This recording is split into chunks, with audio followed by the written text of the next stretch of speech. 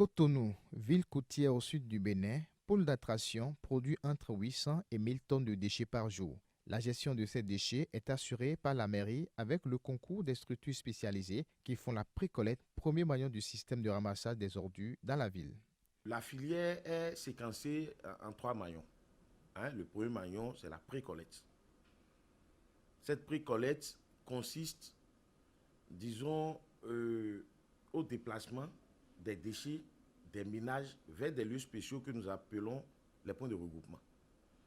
Nous avons concédé cette partie à des structures non gouvernementales, des ONG de précollecte de déchets, qui rentrent directement en contrat avec les ménages. Donc les ONG s'entendent avec les ménages pour voir la fréquence 2 ou 3 fois dans la semaine pour aller chercher les déchets au niveau des ménages. D'abord, c'est déjà un honneur pour quelqu'un que celui-là soit chez lui, que quelqu'un d'autre vienne lui prendre ses ordures et l'amène quelque part. C'est déjà un honneur, un privilège déjà. Et en plus, je le dis souvent, que en faisant ce geste, vous rendez deux services à la nation. Vous rendez la ville propre et en même temps, vous donnez de l'emploi à vos frères. Malgré les efforts de la mairie et des structures de précollecte, la ville tarde à avoir un caractère propre et sain. L'insalubrité règne en maître dans certains quartiers avec des tas d'immondices abandonnés dans les rues, les abords des voies, les grandes artères et par moments sur des places publiques. Plusieurs raisons expliquent ce constat désolant et malpropre que présente la ville de Cotonou. La première, l'incivisme de certains ménages qui refusent de s'abonner aux structures de précollecte de déchets. Il faut reconnaître que la population de Cotonou est un peu têtue. Et depuis, ça fait 20 ans au moins que les structures de précollecte sont réparties dans toute la ville.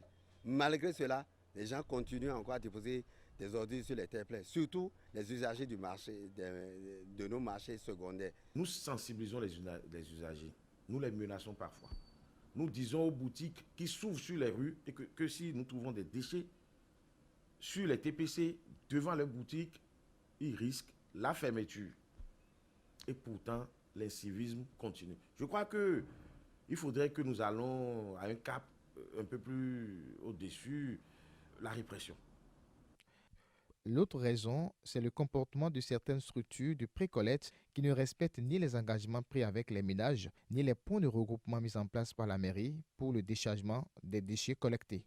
En réalité, les structures qui sont organisées ne vont plus dans les endroits où vous êtes en train d'indiquer. C'est parce que il y a certains illégaux, nous appelons ces illégaux, ceux-là qui mettent des charrettes de fortune avec des tôles, tout cela.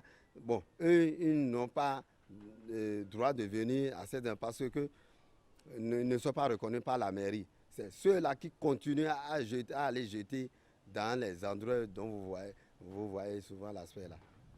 L'autorité communale invite ces structures à la discipline. La mairie n'intervient pas forcément directement dans la sanction des ONG. C'est la structure fêtière qu'est la COGEDA qui essaie de discipliner ces ONG.